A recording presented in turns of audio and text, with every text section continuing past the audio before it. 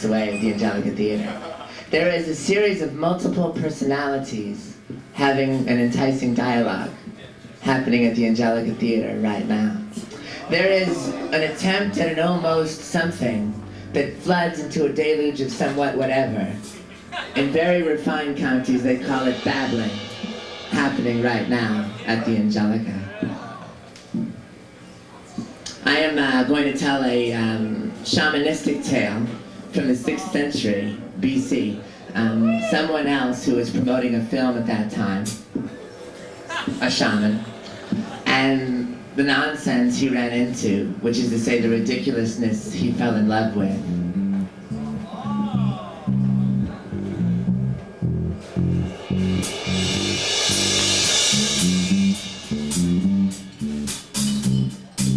On the train entering Philadelphia, practicing my testicle breathing, doing everything to lower my expectations, but I can never seem to get them low enough.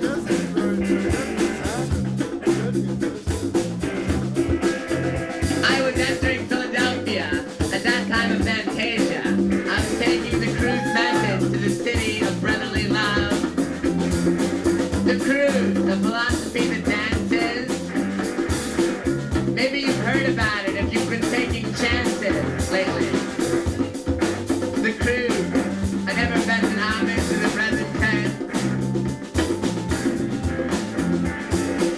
Lust and compassion bumping into each other at a party over the punch bowl, hesitantly flirting, realizing slowly they have a lot in common, exchanging phone numbers, and as lust and compassion in your stomach fall in love with each other, the greatest intimacies of your life are born to become lovers. And I sat in for 6 hours to a whole fleet caravan of interviewers, and I spread the cruising message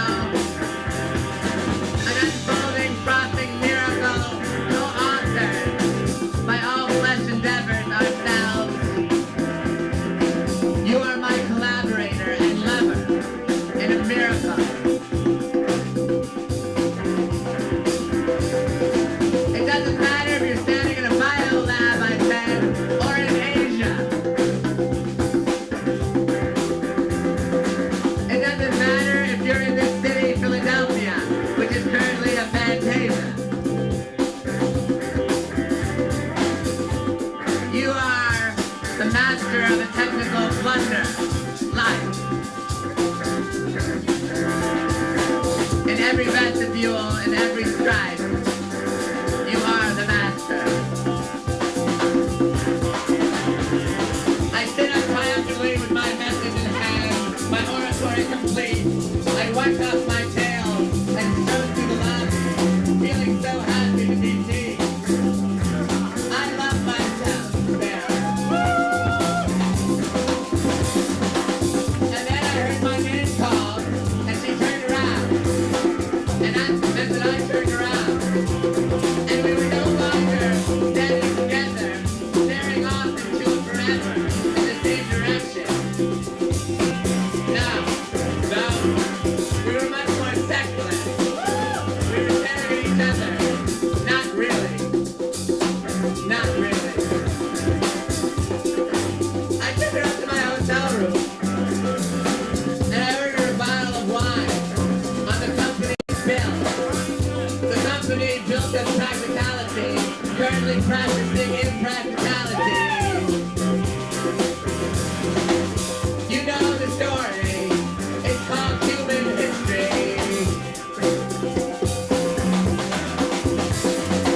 And I wasn't sure I had much time, because it felt like she kept looking at her watch, even though she doesn't own a watch. And I said, look, I'm just looking for some clarity. Let's put all the agendas on the table. You'll be the Cain, and I'll be the Abel.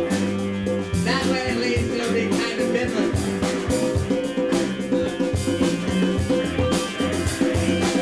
I look for some music to find a good soundtrack to the forming of a cancer.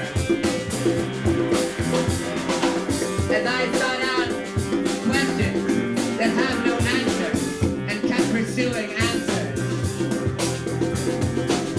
I said, look, I haven't seen you in 4 months. And I've written you passionate letters and got nothing in return. Just seems a little neurotic, if you ask me. She said, you're right, and I want you to know it's mostly me. I still love you, but that love is currently buried. I am purposely repressing it, although. And then I realized she never said that to me. That is what my friend Todd told me she should have said. And he's a clinical psychiatrist. Yeah, he studies the brain all day. No, instead she said, I've been real busy. I was in the shower for 3.5 weeks. And every errand I had became a sublime mystery. I'm sorry. I'll be better next time. Suddenly I was an interrogator. I remember that life when I was once an alligator. Reptilian and unaware. Unaware. Look, I don't expect anything from you. I lied. I want your happiness, that's all.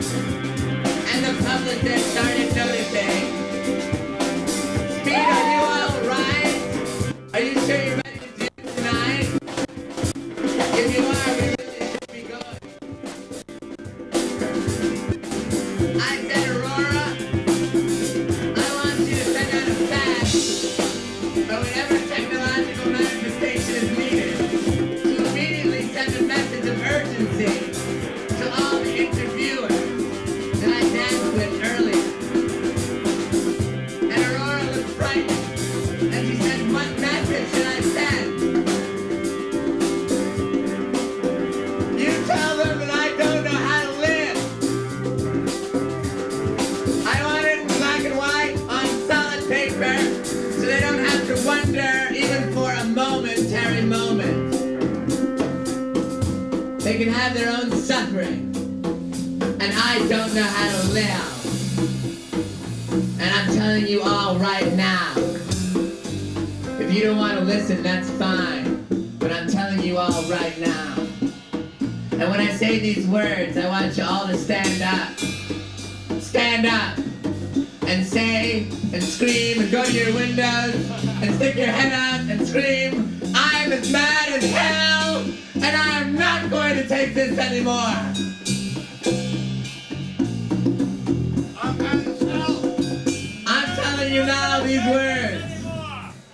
I don't know how to live. I don't know how to live. I don't know how to live.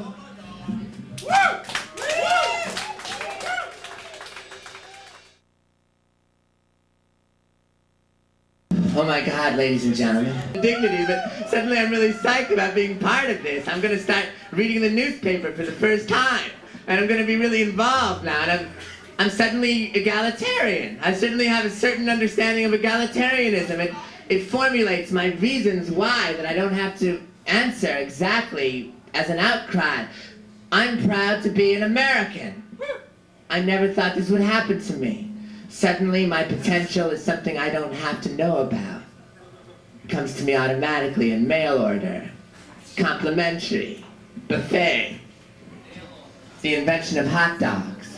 I suddenly am really psyched to be part of that. I'm understanding that the hot dog is really quite postmodern, quite a mixture of alchemistries, that this is a certain dynasty that enrages and could save the world. It really could save the world.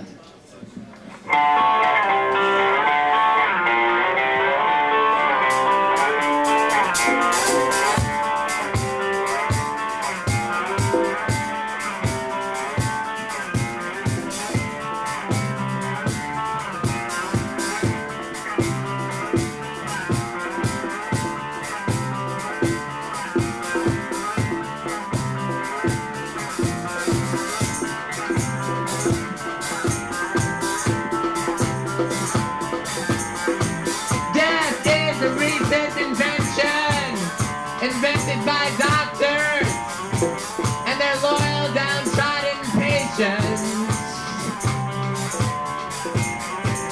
Death is a recent invention.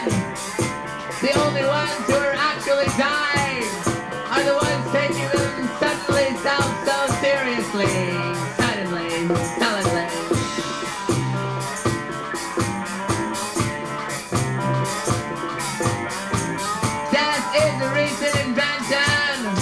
When I stood over my grandfather's last breath and visited with that air's action from his chest,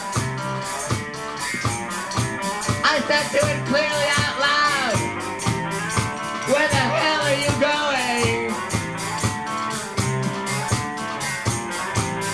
So stands the repetitious reincarnation. Doom is when you think you're at the ending. And it's really the beginning. Doesn't this help you understand what I was trying to say about liberation?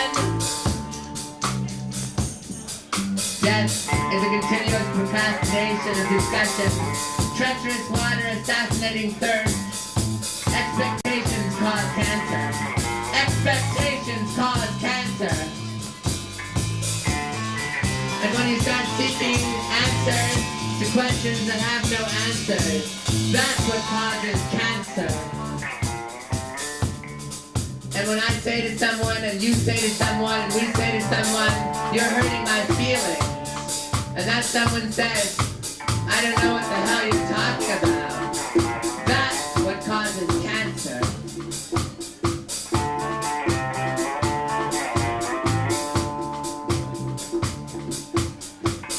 We built the future. Death became a fantasy. The flood was suddenly hypocrisy. God really realizing his error and judgment. And I'm saying to your last breath, as it breathes its last breath, as it walks out of my death, closing the door on the mystery of my futility. I'm saying to your last breath, where the hell are you going? Where the hell are you going?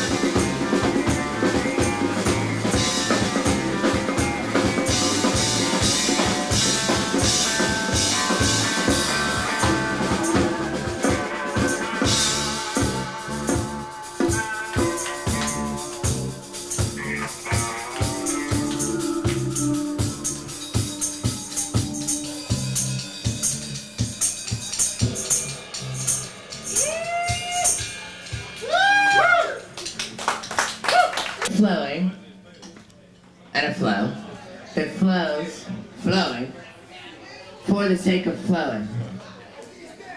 And it's happening right now, in the back of your throat, manifested by the practice of saliva.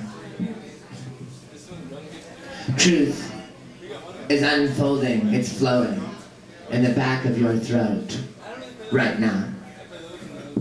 I just thought I'd mention that. Thought you should know about it. Nothing big. Nothing to get excited about, just mentioning it. You want to be unnerved by it, you want to call me names, you know. Revert this to kindergarten. This whole thing is a giant kindergarten class calling out for us. And when I was in kindergarten, I had a certain anthem, a certain hero, and I was learning the most important life lessons that I could possibly learn. From a canine who really knew how to run with his wine, who was yelping like it was 1999, who really felt his groans. Scooby-Doo, where are you? You are my favorite coward.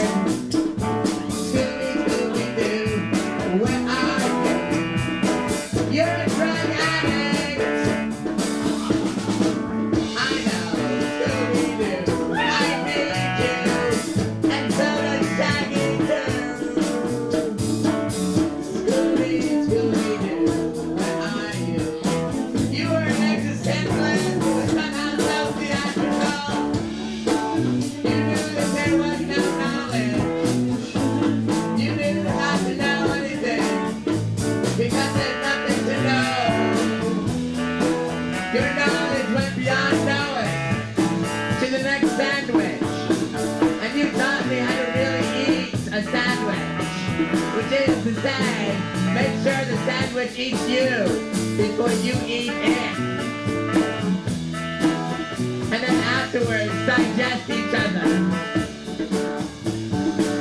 Scooby-Doo, where are you? Your saliva was my role model. Slowing and true, truth is love. You accepted the human understanding called green means go.